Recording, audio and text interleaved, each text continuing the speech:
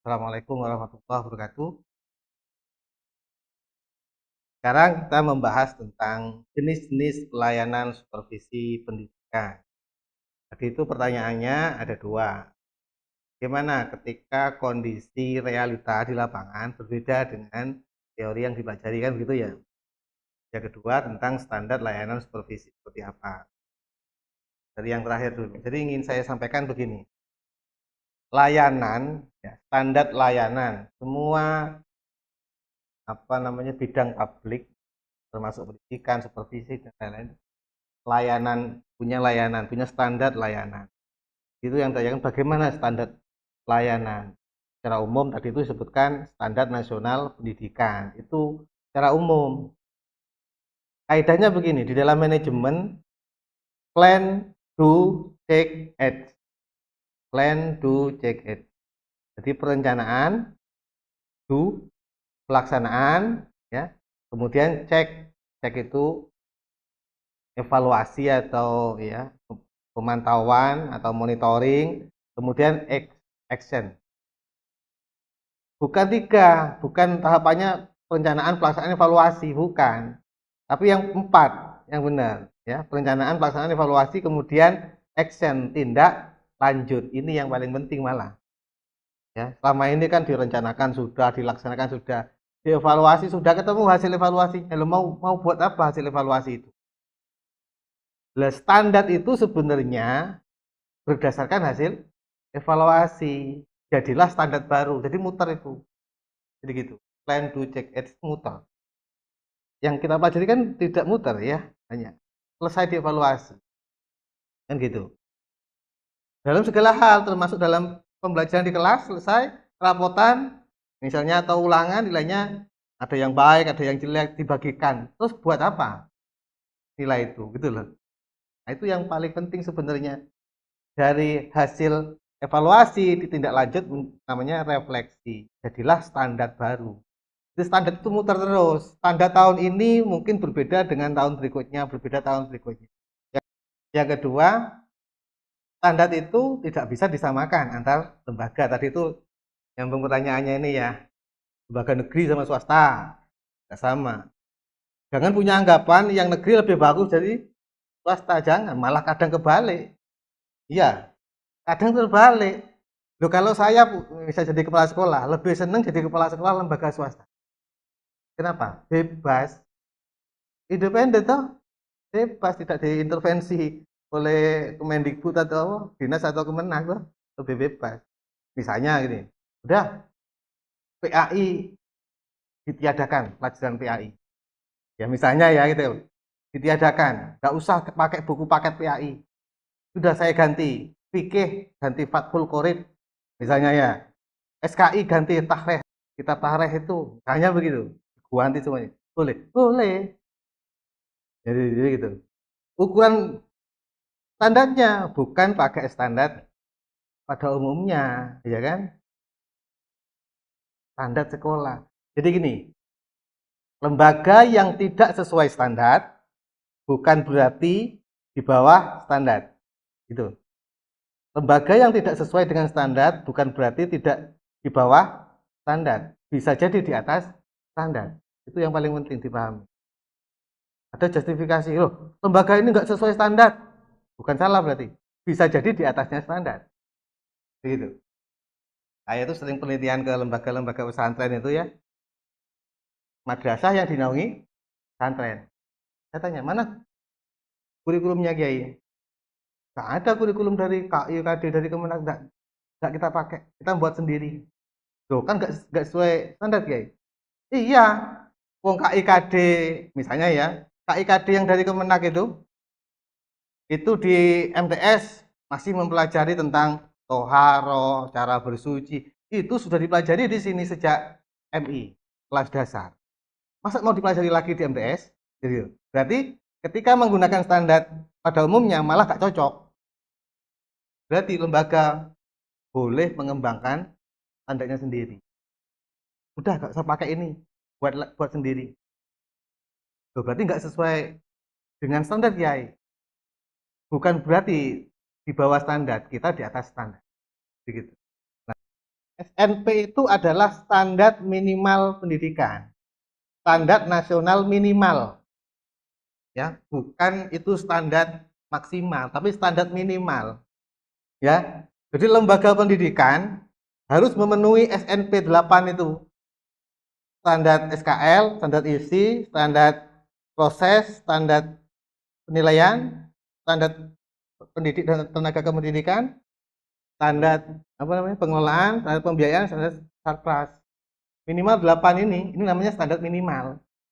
Kok tidak salah satu tidak terpenuhi, berarti belum belum kategori berstandar.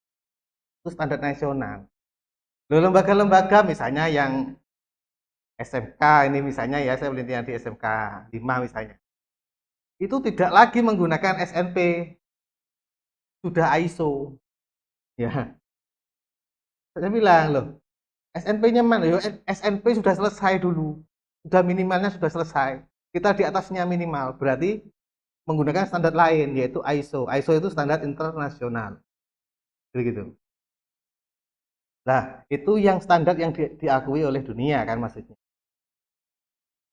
Saya sering bilang, di Jember ini kalau beli bakso di mana?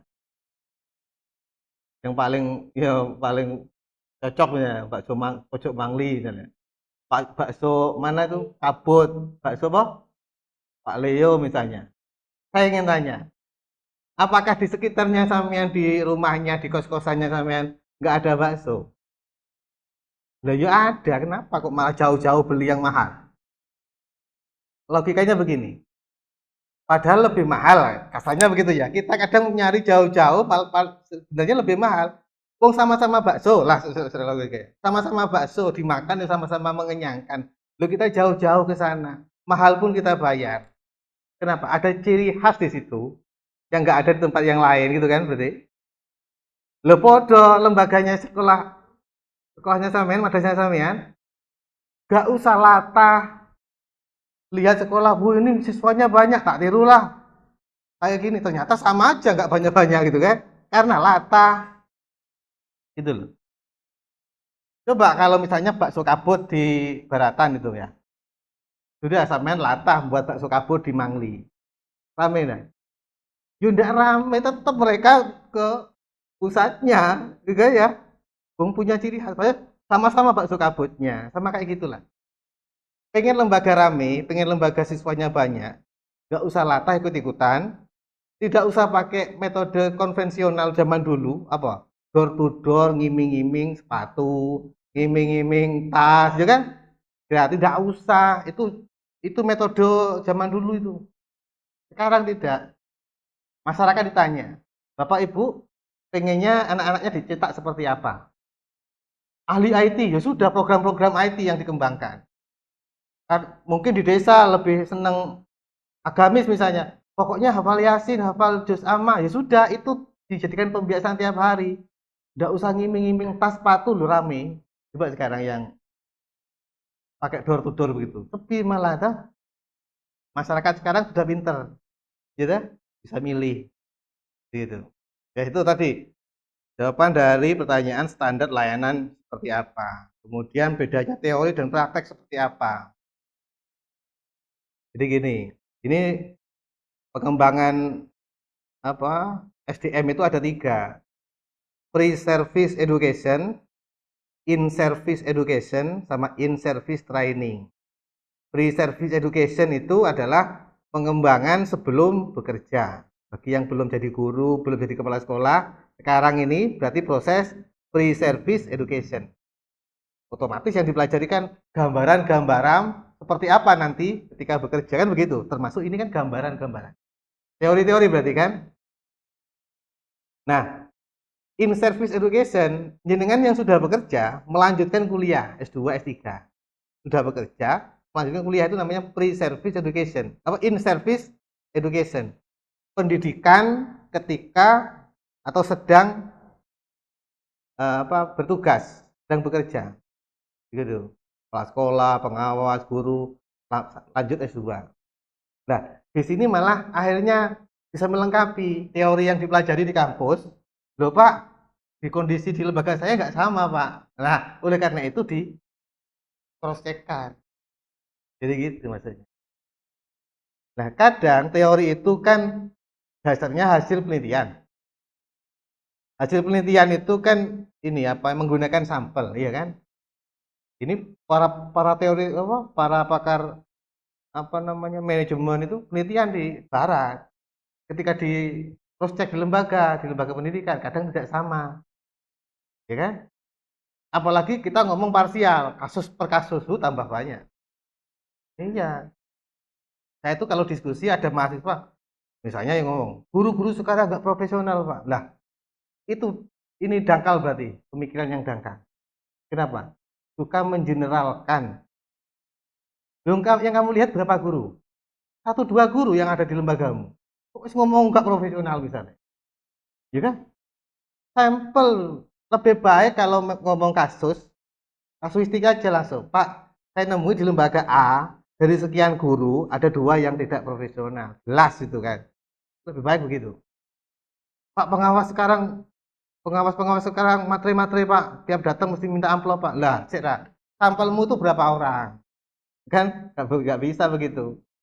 Pak, yang saya temui di lembaga saya, ada 3 pengawas yang datang biasanya, mesti minta amplop Pak. Nah, gitu boleh. Jangan ngomong supervisor sekarang materi-materi, itu nggak boleh. Gitu. Nah, yang ketiga tadi itu in service training. Pasti guru, kepala sekolah, pengawas itu ketika bekerja pasti ngalami pelatihan-pelatihan, workshop, diklat, seminar itu namanya in service training. Ya. Nah, masalahnya kenapa? Masalahnya dari 3 ini ya, sudah dikuliahkan, sudah. Ya, lanjut S2 sudah. Ketika bekerja ikut workshop, seminar macam-macam sering. Tapi hasilnya tetap saja. Kenapa? Pertanyaan. Karena palsu. Palsu, serba formalitas. Islah. Loh, kok kalian kuliah aja formalitas? Ya, cuma ngubur absen saja. Ya, melok seminar, workshop hanya mengubur apa? Sertifikat saja untuk kenaikan pangkat. Ning forum turu kan tidur. Tiba-tiba waktu presensi mana? Link presensinya. Bingung, kenapa? Kalau nggak ngisi nggak dapat sertifikat. Gitu? Lo kalau prosesnya itu hanya sebatas formalitas belaka, nggak ada hasilnya. Apapun kuliahnya, workshopnya, seminarnya, diklatnya, semuanya hanya formalitas. Berarti unsur integritas pribadi. Itu faktor utamanya. Begitu. Saya pernah nulis tentang sertifikasi guru. Ya. Kemudian juga saya dukung pendapatnya Prof. Baidowi, penelitian di Jawa Timur dan Jawa Tengah. Guru ya, sekian ribu guru beliau teliti. Kemudian dibandingkan sebelum sertifikasi seperti apa, setelah sertifikasi seperti apa. Hasilnya podoai ya. Ada yang lebih parah malah. Kenapa beliau mengatakan banyak guru yang ya dari temuannya itu sekian ribu, sekian persen itu malah lebih parah. Dijelaskan. Sebelum sertifikasi dia fokus ngajar. Gak mikir administrasi macam-macam, pokoknya fokus ngajar. Setelah sertifikasi kan dituntut gawe RPP, gawe prota, promes, form, macam-macam. Saya identifikasi itu ada 25 administrasi guru. Ya, mulai analisis coba. Analisis minggu efektif, prota, promis, silabus, RPP, analisis KKM. Kemudian analisis soal, analisis nilai, buku kejadian, buku reward and punishment. Ya. Kemudian buku jurnal mengajar, ada 25. Setelah sertifikasi itu dituntut untuk buat. Ya kan? Sebelum sertifikasi tidak dituntut ya. Akhirnya, ya menurut beliau itu, setelah sertifikasi malah parah kinerjanya. Kelas sering ditinggal. Anak-anak kerjakan soal dulu ya, Pak Guru mau buat RPP. Ya, ya. Ditinggali terus itu kelasnya tuh. Nah, terus beliau mengatakan, seluruh yang ikut sertifikasi motifnya hanya satu, yaitu finansial. Ya, terus berarti tunjangan juga belum menentukan profesionalitas. tadi itu. Diklat macam-macam juga belum tentu, ya kan? Nah, formalitas tadi itu. Akhirnya tadi itu, kasih teori banyak pun juga nyambung. Begitu. Itu ya pertanyaan dari kedua tadi. Materi tentang sekarang terkait dengan jenis-jenis pelayanan. Ada beberapa pelayanan. Layanan bidang personal, layanan bidang sarpras, layanan bidang akademik, layanan kesiswaan, layanan keuangan, dan humas. Yang disampaikan tadi ada 3. Ya, ada yang mengatakan layanan supervisi ada 2, akademik dan manajerial. Ada yang mengatakan 2, ada yang mengatakan 3 tadi itu, akademik, manajerial, dan kelembagaan. Nah, ada yang membagi seperti ini, ada 6.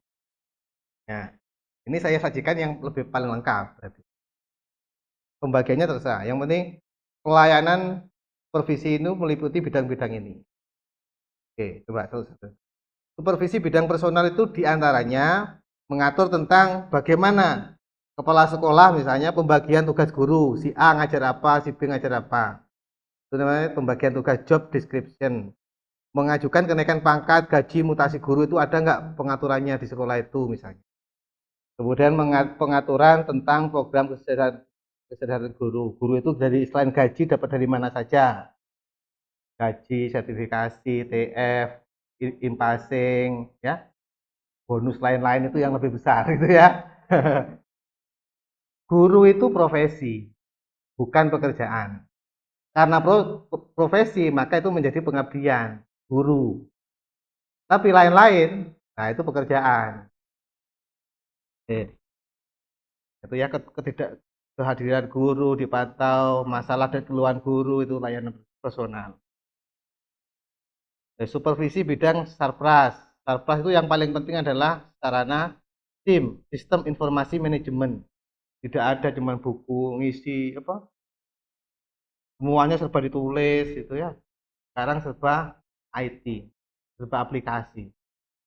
Penyediaan buku pegangan guru, layanan perpustakaan dan lab, penggunaan alat peraga, kebersihan, perbaikan kelengkapan kelas dan lain-lain. Ini terkait layanan sarpras. Ya, alat peraga itu paling. Nah, supervisi bidang akademik, prota, promis, jadwal pelajaran, penyusunan model pembelajaran, sistem kenaikan kelas, evaluasi, perbaikan mengajar, kegiatan kelas, jika guru bersangkutan tidak hadir bagaimana, disiplin, terusnya. Dari sini coba. Sistem penilaian di sekolah. Coba yang ini. Dulu menggunakan sistem acuan nilai ya, penilaian acuan norma. PAN. Penilaian acuan norma dulu. Waktu mungkin zaman waktu MI gitu ya. Kan pakai ranking dulu kan? Nggak ada KKM ya. Itu namanya PAN. Penilaian acuan norma. Dipulang-ulang itu kan kita ngomong ke orang tua, Bu, saya juara 1, ya kan? Menang ibu nilainya berapa? 60 kan begitu ya. Nah, tapi juara 1. Kenapa? Karena yang lain 5, 4, 2 kan gitu ya. Tetap juara 1. Itu kan begitu sistemnya. Ranking tapi nggak ada standar. Kemudian dirubah menjadi penilaian acuan kriteria PAK, ya namanya KKM, ya kan? 70 misalnya ya.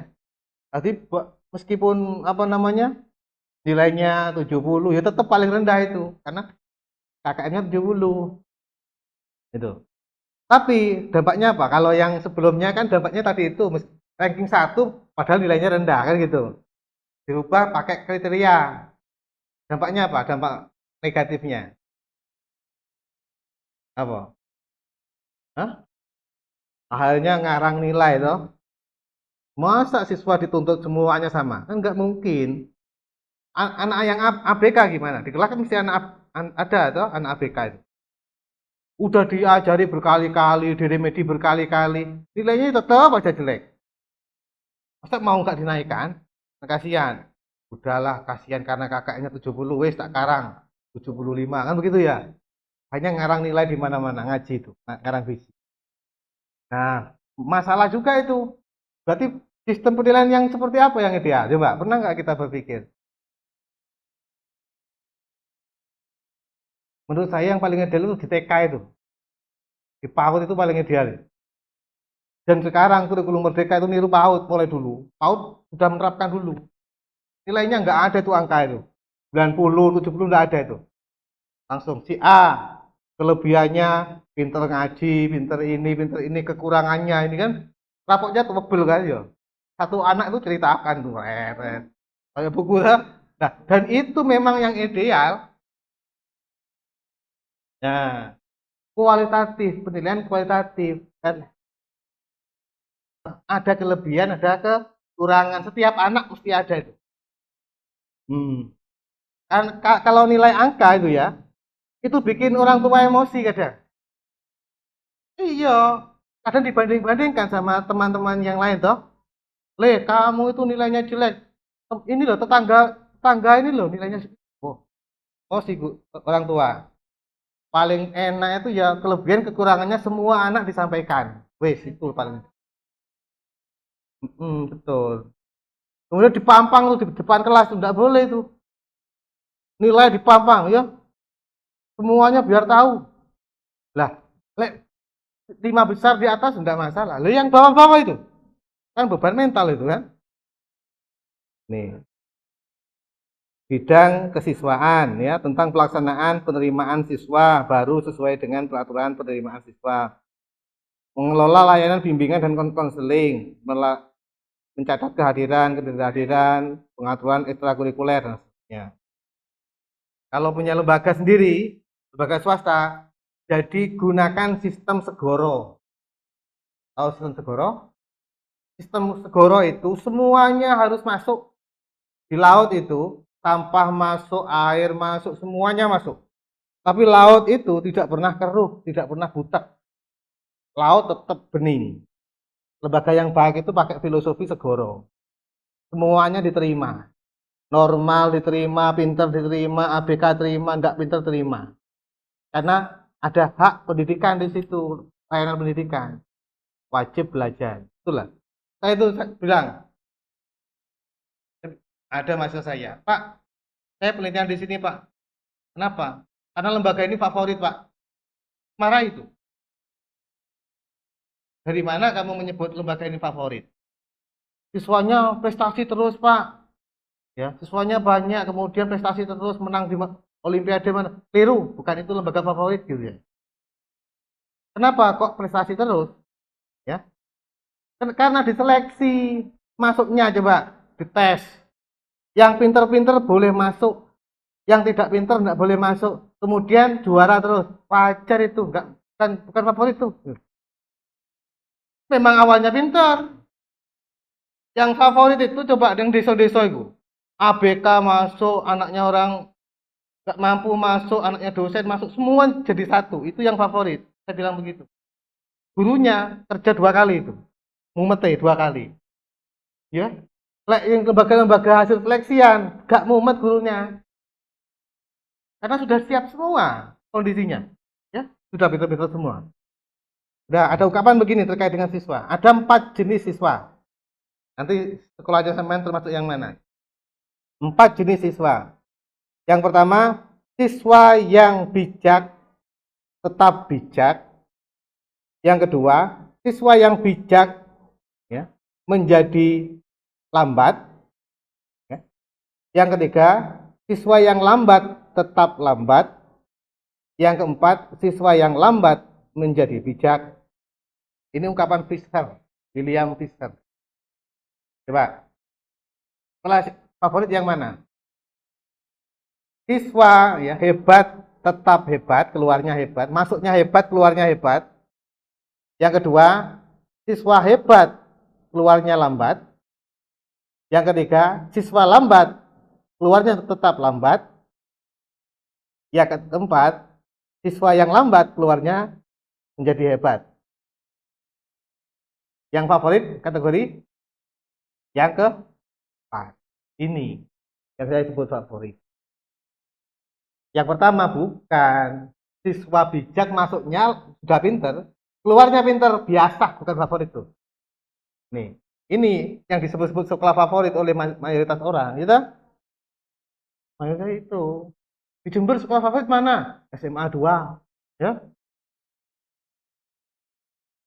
ada diskriminasi lembaga pendidikan. Gitu?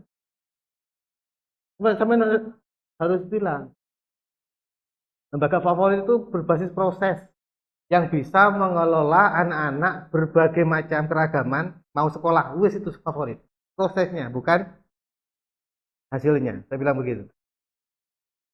Kemudian dulu ada pemilihan guru teladan tiap bulan itu di radar itu.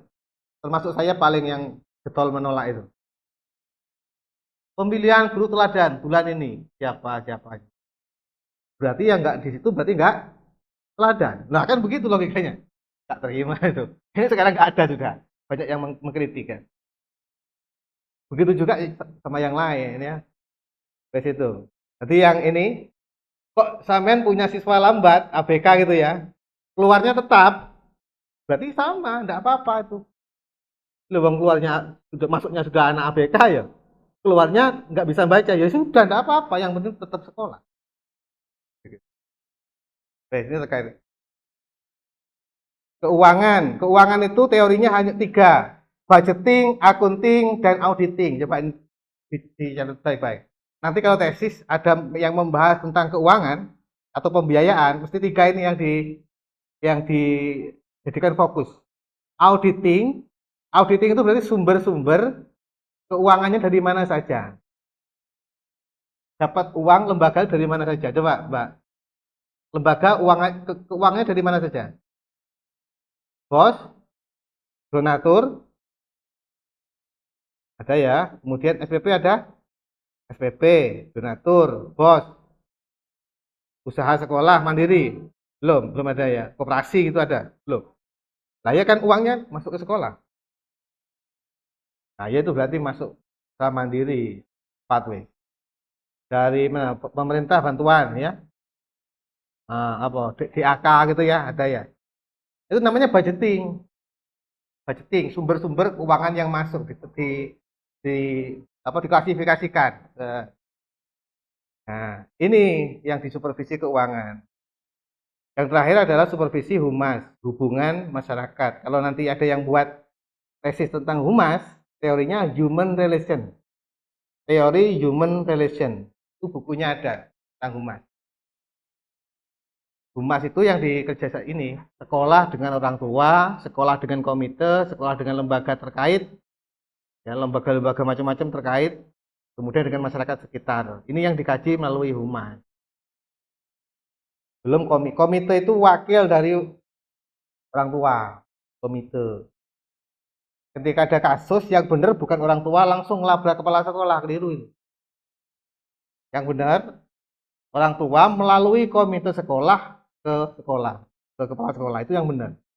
Selama ini kan problemnya gak ada kasus orang tuanya langsung ke kepala sekolah, atau kadang gak ke kepala sekolah, langsung ke polisi, ya kan?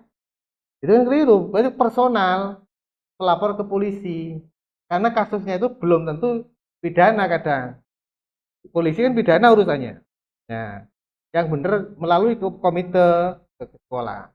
Kalau sudah dari sekolah sudah bisa kekeluargaan ya sudah, tidak perlu ke polisi. Ini kasus apa?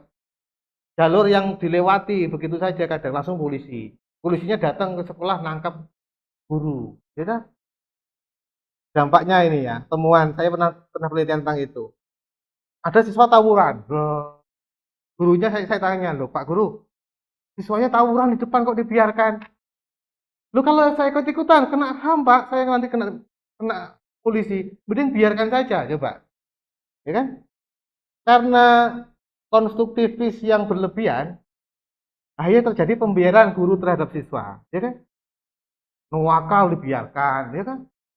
Terus buat kasus dibiarkan, kenapa? Kalau ikut-ikutan malah kena polisi, mending biarkan aja sekalian, jadi gitu.